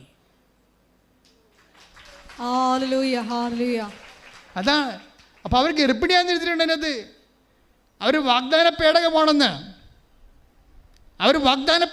സ്വർഗത്തിലെ അമ്മ വാഗ്ദാന പേടകമാണെന്ന് എന്നോട് തൈക്കാട്ടുശ്ശേരി വെച്ച് പറഞ്ഞായിരുന്നോ? ഞാൻ ഉടമ്പടി പുസ്തകം എഴുതിക്കൊണ്ടിരിക്കുന്ന സമയത്ത് പറഞ്ഞു, സ്വർഗത്തിൽ ഒരാലയം കണ്ടു. Take the word of God. പുറപ്പാടിൻ്റെ പുസ്തകം, വെളിപാടിൻ്റെ പുസ്തകം, വെളിപാട് 11:19. അപ്പോൾ സ്വർഗത്തിൽ ദൈവത്തിന്റെ ആലയം തുറക്കപ്പെട്ടു. പറഞ്ഞ, അപ്പോൾ സ്വർഗത്തിൽ ദൈവത്തിന്റെ ആലയം തുറക്കപ്പെട്ടു. അതിൽ അവിടുത്തെ വാഗ്ദാന പേടകം കാണായി. മിന്നൽ പിണരുകളും ഘോഷങ്ങളും ഇടിമുഴക്കങ്ങളും ഭൂകമ്പവും വലിയ കന്മഴയും ഉണ്ടായി. സ്വർഗത്തിൽ വലിയ ഒരു അടയാളം കാണപ്പെട്ടു. സൂര്യനെ ഉടയാടയാക്കിയ ഒരു സ്ത്രീ, അവളുടെ പാദങ്ങൾക്കടിയിൽ ചന്ദ്രൻ, ശിരസിൽ 12 നക്ഷത്രങ്ങൾ കിരീടം. ഉടമ്പടി പുസ്തകം എഴുതിക്കൊണ്ടിരിക്കുന്ന സമയത്ത് ഈശോ പറഞ്ഞത്, മകനെ, ഈ 2 വരി 2 അധ്യായത്തിൽ കിടക്കുകയാണ്. ഇത് 2 ഒന്നായിരുന്നു. അധ്യായം ഇട്ടവന് വന്ന പെസകാണെന്ന്.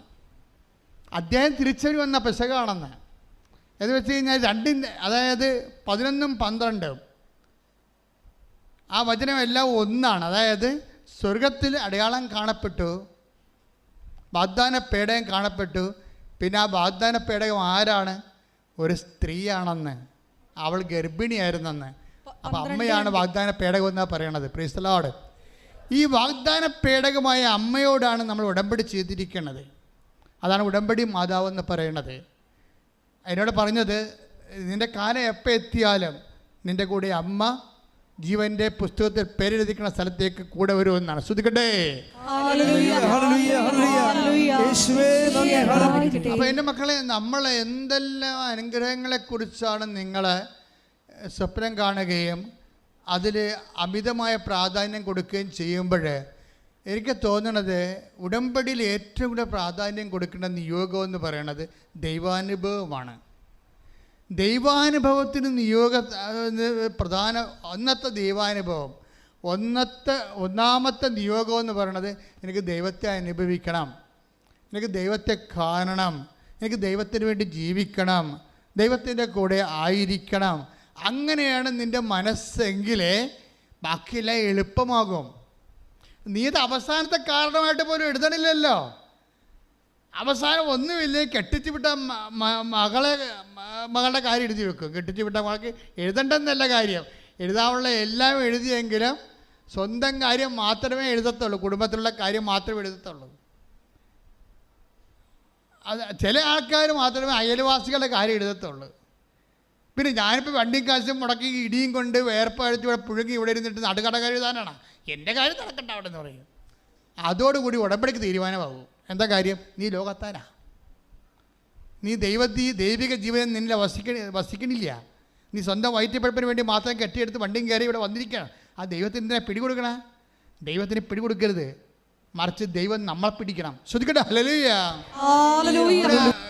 കാലങ്ങളിൽ നെഗറ്റീവ്സ് എപ്പോഴും സംഭവിച്ചുകൊണ്ടിരിക്കാം, തീ എപ്പോഴും കത്തിക്കൊണ്ടിരിക്കും. ദൈവത്തിൻ്റെ സാന്നിധ്യത്തിൻ്റെ ഭാഗമായിട്ട് ഉടമ്പടിയിൽ തീ കത്തിക്കൊണ്ടിരിക്കും. എന്ന് വെച്ചാൽ നമ്മൾ പൊള്ളണ അനുഭവങ്ങൾ ഉണ്ടായിക്കൊണ്ടിരിക്കും. പൊള്ളൻ അനുഭവങ്ങൾ ഉള്ളത് കൊണ്ട് വെച്ചാൽ അതിൻ്റെ എലിമിനേഷനിലേക്ക്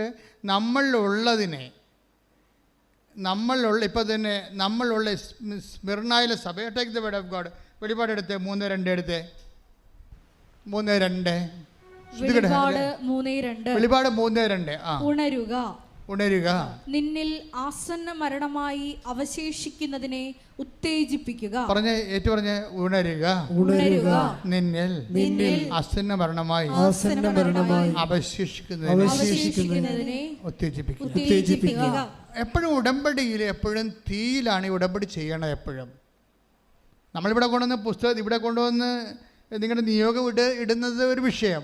പക്ഷേ ഉടമ്പടി നടക്കുന്നത് ദൈവത്തിന് പറ്റാത്ത നമ്മളുടെ ജീവിതത്തിലുള്ള ദൈവവിരുദ്ധമായ കണങ്ങളെ എപ്പോഴും ഇങ്ങനെ ബേൺ ചെയ്ത് കളഞ്ഞുകൊണ്ടിരിക്കും.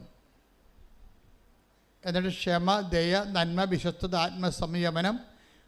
നമ്മുടെ അഹങ്കാരമൊക്കെ ഇല്ലേ, അഹങ്കാരമൊക്കെ ഉണ്ടാവില്ല നമ്മളിൽ. അതുകൊണ്ടല്ലേ പത്രം കൊടുപ്പൊക്കെ വെച്ചിരിക്കണം, അതിൻ്റെ പേരിലാണ് വെച്ചിരിക്കണത്. എന്താ കാര്യം?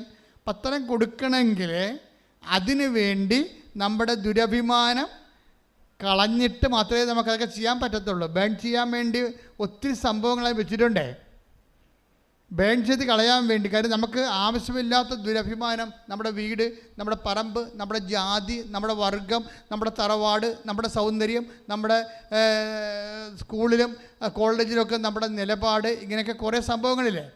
അച്ഛന്മാർ വരുമ്പോൾ ഞാൻ പറയും, നിങ്ങൾ ഉടമ്പടി എടുക്കരുതെന്ന് പറയും അച്ഛന്മാരോട്. കാര്യം ഇത് കൂടുതൽ ദുരഭിമാനമുള്ള കക്ഷികളാണ്. എന്താണ് ഞാൻ പറയും, നിങ്ങൾ ഉടമ്പടി എടുക്കണമെന്നുണ്ടെങ്കിൽ ഓഹ ഇട്ടുകൊണ്ട് തന്നെ പത്രം കൊടുക്കാൻ പോകണമെന്ന് പറയും. അല്ല പാൻസിട്ടുണ്ട് ആൾക്കാരെ പറ്റിക്കരുതെന്ന് പറയും. ഞാൻ എൻ്റെ കാര്യം എനിക്ക് പറയാൻ ബാധ്യതരാണ്, ഞാൻ ബാധ്യതരാണ്. കാര്യം ഇവർക്ക് ബുദ്ധിമുട്ടല്ലേ സംഭവം. അവരുടെ സ്റ്റാറ്റസ് അവർ കീപ്പ് ചെയ്യും, എപ്പോഴും സ്റ്റാറ്റസ് കീപ്പ് ചെയ്യും. ഞാൻ പറഞ്ഞ അച്ഛൻ സ്റ്റാറ്റസ് കീപ്പ് ചെയ്യും.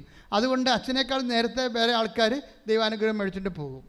സ്റ്റാറ്റസിന് ബാൻ ചെയ്ത് കളയേണ്ട സ്ഥാനമാണത്, അത് ബാൻ ചെയ്യേണ്ട കളയേണ്ട കാര്യം. അപ്പം ഞാൻ നല്ല വാക്ക് പറഞ്ഞു കൊടുക്കും, ഞാൻ പ്രൊമോട്ട് ചെയ്യത്തില്ല ശരിക്കും. അപ്പോൾ എന്തിനാ ദൈവത്തിനെ പറഞ്ഞ് ദൈവത്തിലേക്ക് ഇവിടെ കൃപാസനത്തിൽ വന്ന് എന്തിനാ പണി മേടിക്കണേ? മറിച്ച് മര്യാദയ്ക്ക് എളിമപ്പെട്ടിട്ട് കർത്താവിൻ്റെ കൃപയിൽ സ്റ്റാറ്റസ് നോക്കാതെ ദൈവത്തിന് പ്രാധാന്യം കൊടുത്തുകൊണ്ട് ഞാൻ അച്ഛനാണെന്ന് തന്നെ ഞങ്ങളുടെ മുമ്പിൽ അഡ്രസ്സ് ചെയ്തുകൊണ്ട് ശുശ്രൂഷ ചെയ്യാൻ തയ്യാറാണെങ്കിൽ ആ സമയത്ത് ബേൺ ചെയ്യും. ഉടമ്പടി അപ്പം തന്നെ കർത്താവ് ആൻസർ ചെയ്യും. എന്താ കാര്യം? അവൻ സത്യസന്ധനാണ്, അവൻ ആരെയും പറ്റിക്കണില്ല, അവൻ ആരുടെ മുമ്പിലും മുഖം മൂടി അളിയുന്നില്ല, തുണി ഉരുന്നി കളയണില്ല, അവൻ മര്യാദക്ക് ഉടുപ്പിട്ടിട്ട് സഭയുടെ വസ്ത്രം ചുറ്റുകൊണ്ട് തന്നെയാണ് അവൻ ജീവിക്കണത്. അപ്പോൾ അങ്ങനെ വരുമ്പോൾ സ്വാഭാവികമായിട്ടും ദൈവത്തിനറിയാം. അപ്പോൾ അതൊരു എളിമപ്പെടലിൻ്റെ ഒരു ഭാഗമാണത്. ഇത് അച്ഛന്മാരുടെ കാര്യത്തിൽ പോലും ഞാൻ ഇത്രയും സീരിയസ് ആണ്. നിങ്ങളുടെ കാര്യത്തിൽ എൻ്റെ അവസ്ഥ അറിയാമല്ല, ഒരു കോംപ്രമൈസും ചെയ്യത്തില്ല. കാര്യം നമ്മൾ ദൈവവുമായിട്ടാണ് ഈ ഉടമ്പടി ചെയ്യണമെന്നുള്ള ബോധം ആദ്യമേ ഉണ്ടാകണം. ദൈവവുമായിട്ടാണ് ഉടമ്പടി ചെയ്യണത്. അപ്പോൾ ദൈവമായിട്ട് ഉടമ്പടി ചെയ്യുമ്പോൾ നിങ്ങൾ ചെയ്യേണ്ടത് ദൈവവുമായിട്ടുള്ള ബന്ധം വർദ്ധിപ്പിക്കണം. അല്ലാതെ നിങ്ങൾക്ക് ജോലി കിട്ടണം, വിസ ഇപ്പം പാസ്സാകണം, അതൊക്കെ നിസ്സാര കാര്യമാണ്. ഇത് കഴിഞ്ഞ ദിവസം അവരുടെ പേരെന്നാ, ഒരു കഴിഞ്ഞ ദിവസം ചേച്ചി തിരുവനന്തപുരത്ത് സാക്ഷ്യം പറഞ്ഞല്ല, ഐറിൻ ചേച്ചിയുടെ സാക്ഷ്യം നിങ്ങൾ കേട്ടാൽ നല്ലതായിരിക്കും. ഐറിൻ ചേച്ചിയുടെ സാക്ഷ്യം വെച്ച് കഴിഞ്ഞാൽ ഐറിൻ ചേച്ചിയുടെ ഭർത്താവിൻ്റെ പേര് ജോസഫ് എന്നാണ്. പിള്ളോടിയാണ്, ഭയങ്കര വിസ, സഹിക്കാൻ പറ്റാത്ത വിസ. അങ്ങനെയൊക്കെ ദുബായിലാണ് ജോലി. അപ്പോൾ ആ കമ്പനിക്കാരൻ മാനേജർ പറഞ്ഞ് ഇങ്ങനെ പോയാൽ ഇത് നടക്കത്തില്ലെന്ന് പറഞ്ഞ്. പക്ഷെ പുള്ളി കേട്ടില്ല. പുള്ളി കേൾക്കാതെ എപ്പോഴും വീസി തന്നെയാണ് വെളിവില്ലാതെയാണ് കമ്പനി ചെല്ലണത്. വെളിവില്ലാതെ കമ്പനി ചെന്ന് ചെയ്യണമൊക്കെ തെറ്റിപ്പോയി അവസാനം അയാൾ മാനേജർ തന്നെ വിളിച്ച് വൈഫിനോട് പറയും, നാട്ടിൽ ജോസഫിനെ കൊണ്ട് സഹിക്കട്ട് കേട്ടാ, ഇയാളെ കയറ്റി പിടിക്കണേ. സാറേ കയറ്റി വിടല്ലേ സാറേ, ഞങ്ങൾ ഒരിടത്തും എത്തിയിട്ടില്ല. ഇതിപ്പോൾ 4ാമത്തെ വാണിങ്ങാണ് കൊടുത്തിരിക്കണത്. ഇനി സഹിക്കാൻ പറ്റത്തില്ല, നമുക്ക് കമ്പനിക്ക് നഷ്ടമാണെന്ന് പറയണേ. ഇപ്പോൾ ഇവർ പട്ടാങ്ങി പറയൊക്കെ പറഞ്ഞെങ്കിലും ഫോണോടെ വെച്ച് ഒരാഴ്ച കഴിഞ്ഞപ്പോൾ ജോസഫ് അവർ കൊറിയർ ചെയ്ത് ചാക്കരി കെട്ടി സ്റ്റാമ്പ് ഒട്ടിച്ച് വിട്ടവർ കൊറിയർ വന്ന് ഇവിടെ ഇറങ്ങി വെളിവില്ലാതെ. അതെല്ലാം കഴിഞ്ഞപ്പോൾ പക്ഷേ ഈ ഐറിൻ ചേച്ചി ഭയങ്കര വില്ലത്തിയാണ്. അവരൊന്നും ഇപ്പം സാരമില്ല, നമുക്ക് പണിയുണ്ട്. എന്താണ്? കൃപാസന മാതാവുണ്ടെന്ന്. അതാണ് വിഷയം. ഒരു മനുഷ്യന്മാർ ജീവിതത്തെ കാണുന്ന രീതിയില്ലേ, ഭർത്താവിനെ പോസ്റ്റ് ചെയ്തിരിക്കുകയാണ്, അവരിങ്ങോട്ട് കൊറിയർ ചെയ്തിരിക്കുകയാണ്, ജീവിതം തീർന്നിരിക്കുകയാണ്. പക്ഷെ അവർ ജീവിതത്തിനോട് അവർ ടാച്ചിയാകുന്നില്ല. അത് പറയും നമുക്ക് കൃപാസന മാതാവുണ്ട്. നേരെ വന്ന് ഉടമ്പടി എടുക്കും. ഉടമ്പടി എടുത്തിട്ട് ആരും പറയും ഞാൻ നിങ്ങളെയും കൊണ്ട് പോകാമെന്ന് പറയും. ഈ ചേച്ചിമാരുടെയൊക്കെ ഒരു ധൈര്യമേ, ഉടമ്പടി എടുത്തിട്ട് ഞാൻ നിങ്ങളെയും കൊണ്ട് അവിടുന്ന് ഡിസ്മിസ് ചെയ്ത് വിട്ടതാണ്. ഇയാളെയും കൊണ്ട് അവർ ഉടമ്പടിയുടെ ധൈര്യത്തിൽ ഉടമ്പടി പറയുന്നുണ്ട്, ഞാൻ ഉടമ്പടി കാശുരം പിടിച്ചുകൊണ്ട് ഹോൾഡ് ചെയ്തതിൻ്റെ വിശ്വാസ പ്രവണത ചൊല്ലിക്കൊണ്ട് ഞാൻ ഇവരെയും കൊണ്ട് ദുബായി ചെന്ന് ഭർത്താവിൻ്റെ കമ്പനി ചെന്ന് വെച്ച് പറഞ്ഞു, സാറേ ഞാൻ ഒരു എൽഡർ നേഴ്സാണ്, എനിക്ക് എങ്ങനെയായാലും ഇവിടുന്ന് എപ്പോഴായാലും എനിക്ക് ജോലി കിട്ടും, അല്ലെങ്കിൽ ഞാനെന്ത് ഏതെങ്കിലും തരത്തിൽ സീനിയർ സിറ്റിസൻസിനെങ്കിലും നോക്കിക്കൊണ്ട് ഞാൻ സെറ്റാകും, അതുവരെ ഈ മനുഷ്യനൊന്നും ഇവിടെ എടുക്കണമെന്ന് പറഞ്ഞു.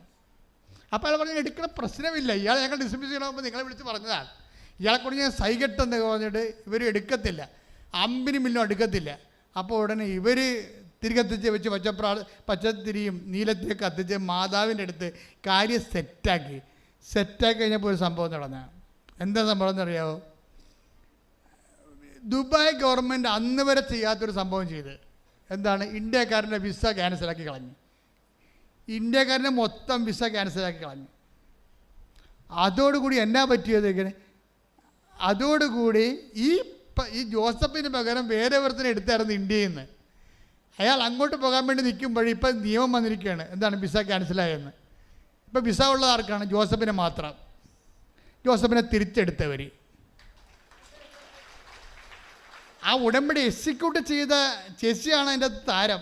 മനസ്സിലായില്ലേ? ഒരു ജീവിതം തീർന്നു എന്ന് പറഞ്ഞപ്പോഴേ അവരുടെ പേരെന്നാ? ഐറിൻ ചേച്ചിയാണ് അതിൻ്റെ താരം. അവർ വിട്ടുകൊടുക്കണില്ല, അവർ വീഴുന്നില്ല. അവർ ഉടമ്പടി കാശ് കൊടുത്ത് തൂങ്ങി അവർ ദുബായിൽ എത്തിക്കൊണ്ട് ഈ ഭർത്താവിനെ റീസ്റ്റേറ്റ് ചെയ്യണം. കമ്പനിയെ കൊണ്ട് രാജ്യത്തിൻ്റെ നിയമം മാറ്റിക്കൊണ്ട് അമ്മയിൽ വിശ്വസിക്കുമ്പോഴേ, അമ്മയെ മധ്യസ്ഥയാക്കി കഴിയുമ്പോഴേ ആ കൃപാസന അമ്മ ആരാണെന്ന് നിങ്ങൾക്ക് മനസ്സിലാകും. അത് ഉടമ്പടി മാതാവാണ്, വാഗ്ദാന പേടകമാണ്, നമ്മുടെ എല്ലാത്തിൻ്റെ ആശയുടെ അടിസ്ഥാനമാണ്. ശ്രദ്ധിക്കട്ടെ. അയറിന് ഇത്രയും ധൈര്യം കിട്ടിയെന്ന് പറയാം. അനുവെന്നും പറഞ്ഞ ഒരാൾ ട്രിവാൻഡ്രത്തു നിന്നാണ്. ഈ അയറിൻ ട്രിവാൻഡ്രത്തു നിന്നാണ്. അനു ഒരിക്കൽ അയറിനെ കണ്ടപ്പോൾ പറഞ്ഞേ, പ്രാർത്ഥന കൊണ്ട് ജീവിക്കാൻ പറ്റുന്നൊരു സ്ഥലമുണ്ടെന്ന് പറഞ്ഞു. ഓരോ മനുഷ്യന്മാർ കൃപാസനത്തിൻ്റെ അനുഭവങ്ങൾ സൂക്ഷിക്കണതേ. അയറിനെ കണ്ടപ്പോൾ അനു പറഞ്ഞത്, പ്രാർത്ഥിച്ചാൽ പ്രാർത്ഥന കൊണ്ട് ജീവിക്കാൻ പറ്റുന്ന ഒരു സ്ഥലമുണ്ടെന്ന്. അപ്പം അന്ന് തന്നെ ഈ കൃപാസനത്തെ ഇൻട്രൊഡ്യൂസ് ചെയ്തിട്ടുണ്ട്. അപ്പോൾ അവർക്ക് വിഷയമുണ്ട്. അപ്പം നിങ്ങളോർക്കും നിങ്ങൾ ആ അനുവാണ് ഈ കുടുംബം മുഴുവൻ രക്ഷപ്പെടുത്തിയത്. എന്താണ്? ഒറ്റ വാക്കുകൊണ്ടാണ്. അയറിനോട് പറഞ്ഞു, പ്രാർത്ഥന കൊണ്ട് ജീവിക്കാൻ പറ്റിയ ഒരു സ്ഥലമുണ്ടെന്ന് പറഞ്ഞു. അത് അവളുടെ തലയ്ക്ക് പിടിച്ച സംഭവം. അതായത് നിങ്ങൾ ക്രിസ്തുവിനെ കൈമാറുമ്പോൾ, പരിശുദ്ധ അമ്മയുടെ മാധ്യസ്ഥം കൈമാറുമ്പോൾ, ശരിക്കും പറഞ്ഞാൽ നിങ്ങൾ സുവിശേഷമാവുകയും സുവിശേഷമേകുകയും ചെയ്യുമ്പോൾ ദൈവത്തിൻ്റെ സ്വന്തമായി മാറുകയാണ് ചെയ്യണത്. ഇങ്ങനെയാണ് പേഴ്സണൽ റിലേഷൻ വർദ്ധിപ്പിക്കണത്. മനസ്സിലായ? ദൈവത്തിൻ്റെ സ്വന്തമാണെന്ന് വിളിച്ചു പറയണമല്ല, ദൈവത്തോട് തോന്നണം. മോസസിനെ കുറിച്ച് തോന്നിയില്ലേ? എനിക്ക് മോസസിനെ അറിയാമെന്ന് പറഞ്ഞു. അതാണ് സംഭവം. അത് നമ്മളുടെ പ്രവർത്തനങ്ങളിലൂടെയാണ് നമുക്ക് ദൈവത്തിന് നമ്മളെ അറിയാൻ കഴിയണത്. ഇപ്പം എന്തുകൊണ്ടാണ് മോസസിനെ അറിയാമെന്ന് പറയാൻ കാരണം? അതിൻ്റെ താഴെയുണ്ട്. അതായത് 32, അതായത് പുറപ്പാടിൻ്റെ 32 താഴെ. ശ്രുതികട ഹല്ലേലൂയ.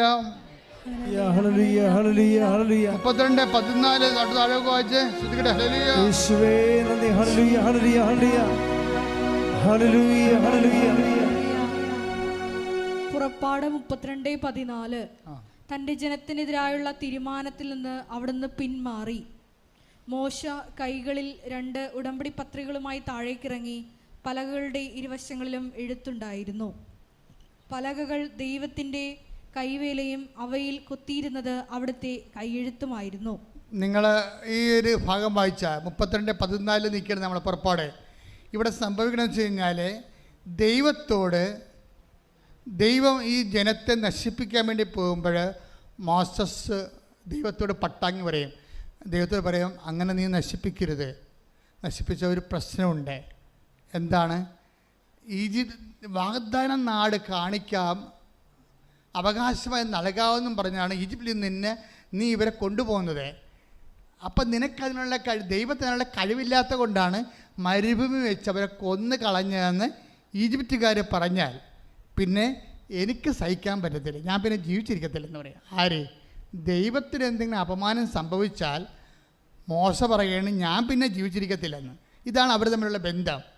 ഇവിടെ പ്രശ്നം, നിൻ്റെ കുടുംബത്തിൽ വിശ്വാസം കുറഞ്ഞാൽ, നിൻ്റെ കുടുംബത്തിലുള്ളവരും നിൻ്റെ അറിവിൽപ്പെട്ടവരും ദൈവത്തിൽ നിന്ന് അകന്നു പോണത് കണ്ടാൽ, നിനക്ക് വിഷമം തോന്നിയാൽ, ആ വിഷമം ഏതറ്റം വരെ പോകുന്നുണ്ടെങ്കിൽ അതെല്ലാം ദൈവം നിന്നെക്കുറിച്ച് കുറിച്ച് വെക്കുന്ന വ്യക്തിപരമായ ബയോഡേറ്റ ആയിരിക്കും. അതാണ് ദൈവം പറയണത്. എന്തിനു പറയും?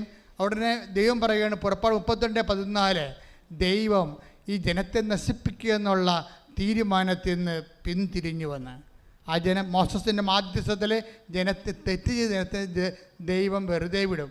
പക്ഷേ ഒരു പ്രശ്നമുണ്ട്. ഇവൻ്റെ മധ്യസ്ഥം വഹിച്ചവൻ്റെ മനസ്സ് തകർന്നിരിക്കുകയും ഇത്രയും നിഷ്കളങ്കമായിട്ട് ഇത്രയും ആത്മാർത്ഥമായിട്ട് ആത്മബന്ധത്തോടു കൂടി ഈ ജനത്തെ ചെങ്കടൽ കടത്തി ഇവിടം വരെ കൊണ്ടുവന്നിട്ട് പോലും ഒരു നിമിഷം ദൈവത്തിന് മോസസിനെ കണ്ടില്ലെന്ന് വെച്ചുകൊണ്ട് നിറക്കേട് കാണിച്ചൊരു ജനമില്ലേ, ഇവരെയും കൊണ്ട് വാഗ്ദാനം നാട്ടിൽ പോകുന്ന പ്രശ്നമില്ലെന്ന് പറയും. എന്നിട്ട് ദൈവം പറയും, ഈ കൽപ്പന എന്ന് കാണിച്ചിട്ട് പറയും, ഇതിൽ വിശ്വസിക്കാത്തവരെ, അതുപോലെ തന്നെ ഈ ഉടമ്പടിയുടെ ഭാഗമല്ലാത്തവരും, ഇനി ഈജിപ്തിലേക്ക് തിരിച്ചു പോകണമെന്ന് ആഗ്രഹിക്കുന്നവരും മാറി നിൽക്കാൻ പറയും. അപ്പോൾ അവരവർക്ക് ഞങ്ങളെ തിരിച്ചു കൊണ്ടുപോകാൻ വേണ്ടിയാണെന്ന്. മോശം നോക്കുമ്പോൾ എണ്ണി നോക്കുമ്പോൾ 3000-ൽ കൂടുതൽ ആൾക്കാർ തിരിച്ചു പോകാൻ നിൽക്കുകയാണ്. അപ്പോൾ തിരിച്ചു പോകാത്തവരോട് പറയും, അവന്മാരുടെ പെടലെടുക്കാൻ പറയും. കാര്യം ദൈവത്തിൻ്റെ മനസ്സ് വേദനിച്ചത്, ദൈവം കരുണയുടെ വിട്ടെങ്കിലും മോസസ് കരുണയുടെ വിടത്തില്ല. ദൈവത്തിന് വേണ്ടി അവനത് ചെയ്തിരിക്കും. അതാണ് മോസസ്. അതുകൂടി വെച്ചുകൊണ്ടാണ് പറയണത്, ഐ നോ ഹിം എന്ന്. എൻ്റെ മനസ്സിലൊരു ധാർമ്മിക രോക്ഷമുണ്ടായാൽ അത് ഞാനായിട്ട് കടിച്ചമർത്തിയാലും കടിച്ചമർത്താത്തവനാണ് എൻ്റെ ആത്മബന്ധം, അവനാണ് മോസസ്. എൻ്റെ ഉടമ്പടി ആത്മബന്ധത്തിൻ്റെ ഒരു പ്രത്യയ ശാസ്ത്രമാണ്. ശ്രുതികട ഹല്ലേലൂയ. ഹല്ലേലൂയ, ഹല്ലേലൂയ, ഹല്ലേലൂയ. ഈ ഉടമ്പടിയിലൂടെ അങ്ങയുമായി ആത്മബന്ധത്തിലെ ആഴപ്പെടാനുള്ള പ്രത്യേക വിവേചന അധികാര വെളിപാട് ശക്തി എനിക്ക് നൽകണമേ. ശ്രുതികട ഹല്ലേലൂയ.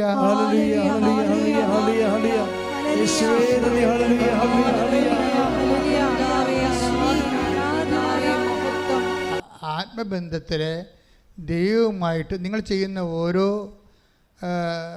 പ്രേക്ഷിത പ്രവർത്തനങ്ങളും അത് ദൈവത്തോട് വ്യക്തിപരമായ ബന്ധങ്ങളെ ആഴപ്പെടാൻ വേണ്ടി ചെയ്യുന്ന പ്രേക്ഷിത പ്രവർത്തനങ്ങളായിട്ട് കണ്ടുകൊണ്ട് വേണം ആ വിഷയങ്ങളെല്ലാം ചെയ്യേണ്ടത്.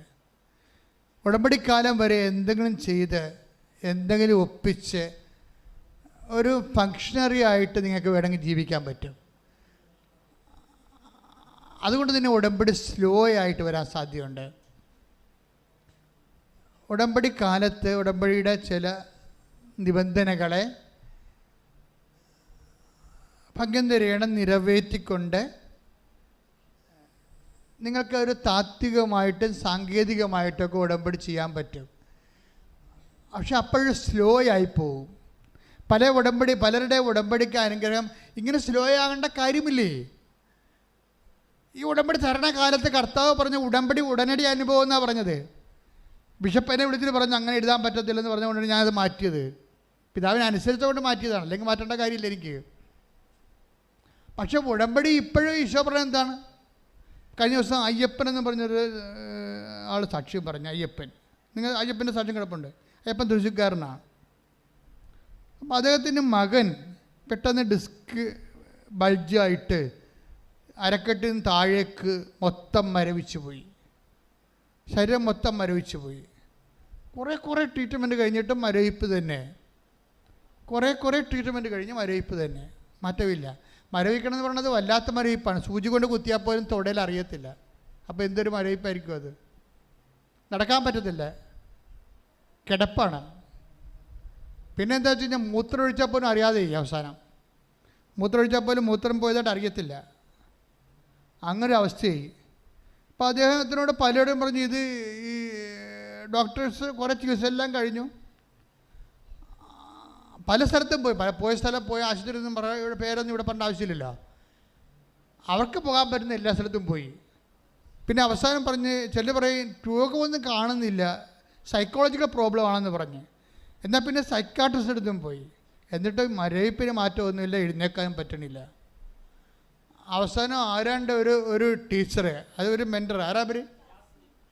ജാസ്മിൻ എന്നും പറഞ്ഞൊരു ടീച്ചർ അവരുടെ വീട്ടിൽ ചെല്ലാം, ഉടമ്പടി തേന് കൊടുക്കാൻ വേണ്ടി.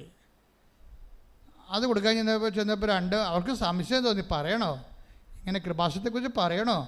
പറഞ്ഞാൽ ഇവർക്ക് എന്ത് തോന്നുമായിരിക്കും, അവരത് ആക്ഷേപിച്ച് കളയുവാ. അപ്പോൾ അത് സങ്കടമാണ്. മാതാവിനെക്കുറിച്ച് അങ്ങനെയൊക്കെ പറഞ്ഞാൽ അവർക്ക് പറയുന്നവർക്ക് സങ്കടം വരത്തില്ലേ? പറയണ. പക്ഷേ ജാസ്മിൻ ഇവർ തീർന്നെന്ന് കണ്ടപ്പോൾ, ഇനി ഒരു മാർഗ്ഗമില്ലെന്ന് കണ്ടപ്പോൾ ജാസ്മിൻ പറഞ്ഞ് കൃപാസന മാതാവിൻ്റെ അടുത്ത് പോയാൽ രക്ഷപ്പെടുമെന്ന് പറഞ്ഞ്. ഉടനെ അയ്യപ്പൻ കുഞ്ഞിനെയും കൊണ്ട് ഇവിടെ വന്ന് വീൽ ചെയറിലാണ് വന്നത്. ഉടമ്പടി എടുത്തു, ആൾത്താറിലും വന്ന് പ്രാർത്ഥിച്ചു, മാതാവിനെയും കണ്ട്. അപ്പോൾ ഒരു കൊല്ലമായിട്ട് അനക്കമില്ലാത്ത പയ്യനാണ്. ചേർത്തല ചെന്നപ്പോൾ അവൻ പറഞ്ഞ് വണ്ടി നിർത്തിക്ക്, എനിക്കൊന്ന് ഇറങ്ങി നിൽക്കണമെന്ന് പറഞ്ഞ്. അപ്പോൾ അവൻ ഇറങ്ങി നിന്ന് രണ്ട് ചെവിട് നടന്ന്. എന്നിട്ട് പിന്നെ തളർന്നപ്പോൾ പിന്നെയും കയറിയ ആൾ വീട്ടിൽ ചെന്ന് കഴിഞ്ഞ ഫെബ്രുവരിയിൽ ആദ്യവാരം മാതാവ് സ്വപ്നത്തിൽ വെച്ചാൽ പറഞ്ഞ് ഫെബ്രുവരി 26 കംപ്ലീറ്റ് സുഖമാവുമെന്ന് പറഞ്ഞവനോട്. 28 ഫെബ്രുവരി 28 കംപ്ലീറ്റ് സുഖമാവെന്ന് പറഞ്ഞ്. അമ്മ പറഞ്ഞ അതേ സമയത്ത് 28 അവൻ നടക്കാൻ തുടങ്ങിയാണ്. ഹല്ലേലൂയ, ഹല്ലേലൂയ, ഹല്ലേലൂയ. ഇതാണ് കൃപാസന അനുഭവം എന്ന് പറയണത്.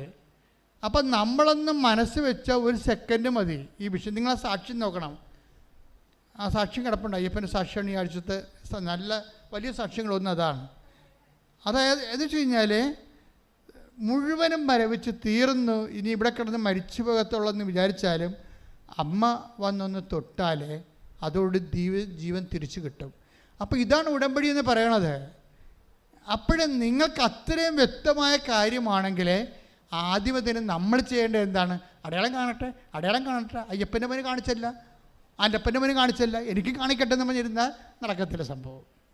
അപ്പോൾ നിങ്ങൾ ദൈവത്തെ പരീക്ഷിക്കാൻ വേണ്ടിയിരിക്കുകയാണ്.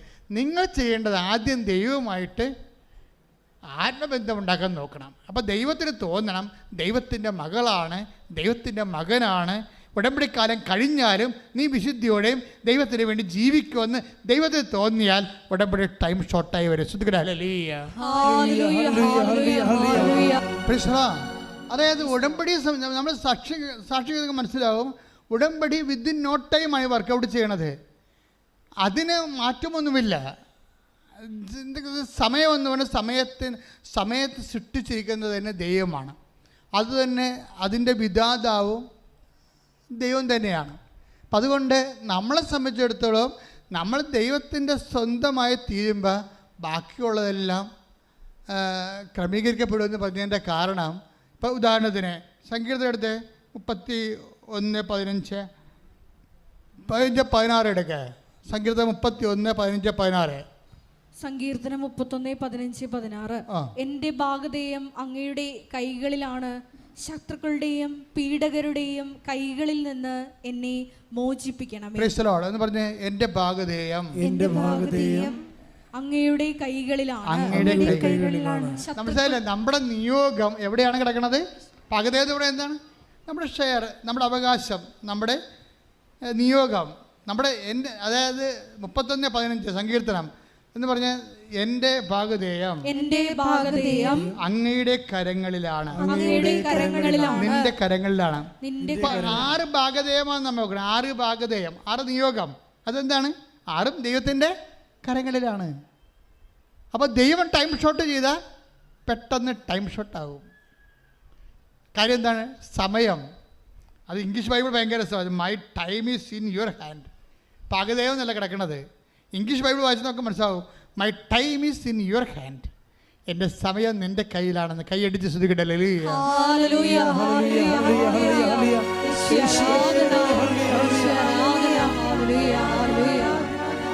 ഇൻ യുവർ ഹാൻഡ് എന്ന് പറഞ്ഞില്ലേ? എന്താണ്? എൻ്റെ സമയം, എൻ്റെ ജോലി കിട്ടുന്ന സമയം, എൻ്റെ വിവാഹ സമയം, മൈ ഡെസ്റ്റിനേഷൻ, എൻ്റെ ഭാഗധേയം, എനിക്ക് മക്കൾ ഉണ്ടാകുന്ന സമയം, അതാണ് നിൻ്റെ കയ്യിലാണെന്ന്. അതാണ് സങ്കീർത്തനം 32:31-15. അതായത് എനിക്ക് ജോലി കിട്ടുന്ന സമയം എവിടെയാണ്? നിൻ്റെ കൈകളിലാണ്. എൻ്റെ വിവാഹ സമയം നിൻ്റെ കൈകളിലാണ്, അല്ലേ? എൻ്റെ പരീക്ഷ വിജയത്തിൻ്റെ സമയം നിൻ്റെ കൈകളിലാണ്. അപ്പോൾ എല്ലാം my time is in your hand. സങ്കീർത്തനം 31:15. ഇനി ദൈവത്തിൻ്റെ കൈകളിലാണ് നമ്മുടെ ഭാഗധേയമെങ്കിൽ, നമ്മുടെ ഓരോ നിയോഗങ്ങൾ നിവൃത്തിയാകുന്ന ടൈമെങ്കിൽ, ഈ ടൈം ഷോർട്ട് ചെയ്യാനുള്ള മാർഗം എന്താണ്? ടൈം ഷോർട്ട് ചെയ്യാനുള്ള മാർഗം എന്താണ്? അത് ജ്ഞാനത്തിൻ്റെ പുസ്തകം എടുത്ത് ജ്ഞാനം 14:13. ശ്രുതികട്ടെ. ഹല്ലേലൂയ ഹല്ലേലൂയ ഹല്ലേലൂയ ഹല്ലേലൂയ. യേശുവേ നന്ദി നന്ദി നന്ദി. ഹല്ലേലൂയ ഹല്ലേലൂയ ഹല്ലേലൂയ ഹല്ലേലൂയ. യേശുവേ സ്തുതി. ഹല്ലേലൂയ ഹല്ലേലൂയ ഹല്ലേലൂയ. യേശുവേ ആരാധന ആരാധന ആരാധന.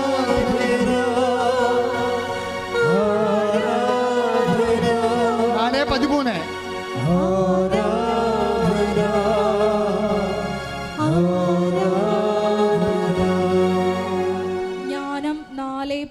ജ്ഞാനം 4:13.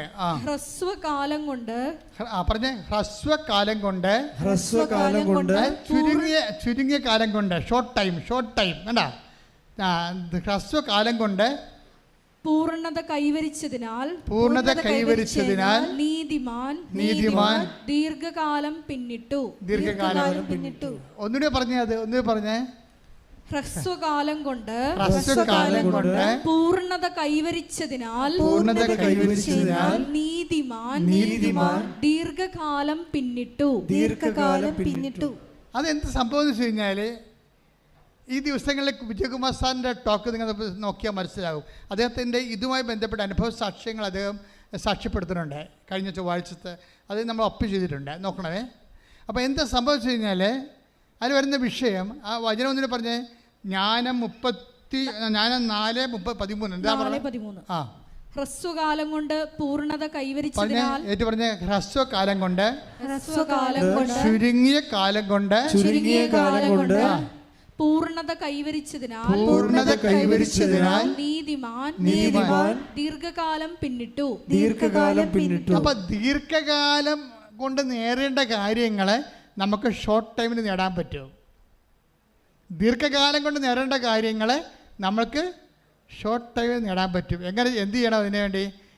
അത് ഹ്രസ്വകാലം കൊണ്ട് പൂർണ്ണത കൈവരിക്കണം. പറഞ്ഞ മനസ്സിലായില്ലേ? ഇപ്പോൾ ഉടമ്പടി ഹ്രസ്വകാലമാണ്, 90 ദിവസമേ ഉള്ളേ.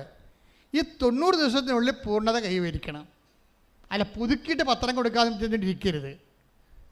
ചിലർ പറഞ്ഞില്ല, ഞാൻ സാക്ഷ്യം പറയാൻ വന്നിട്ടും പറയുമേ, സാക്ഷ്യമൊക്കെ കിട്ടി, കല്യാണമൊക്കെ നടന്ന് ഞാനേ പത്രം ഇപ്പോഴും കൊടുത്തിട്ടില്ല, രോഗികളെ ഇപ്പോഴും കണ്ടിട്ടില്ലെന്നൊക്കെ പറയും.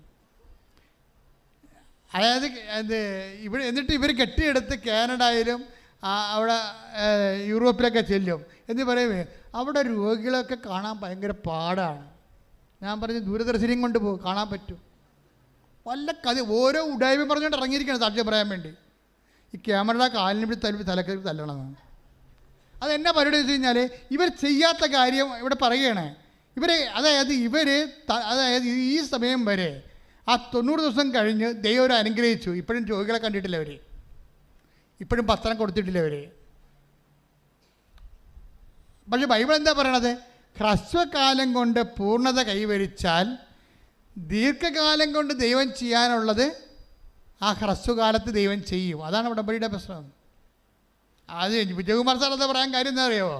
വിജയകുമാർ സാർ കഴിഞ്ഞ പ്രാവശ്യം ഇപ്പോൾ ഇവിടെ എന്തോ ഒരു പരിപാടിക്ക് വന്നായിരുന്നു. ഇവിടെ ഒരു ദിവസം ഒരു പരിപാടിക്ക് ഒരു രാഷ്ട്രീയ പ്രോഗ്രാം ഉണ്ടായപ്പോൾ വിജയകുമാർ സാർ വന്ന് കഴിഞ്ഞപ്പോൾ പോകാൻ നേരത്തെ എന്നോട് പറഞ്ഞു, അച്ഛാ കാശെല്ലാം ഗവൺമെൻറ്റിൻ്റെ കയ്യിലാണ്, സർക്കാരിൻ്റെ കയ്യിലാണ്.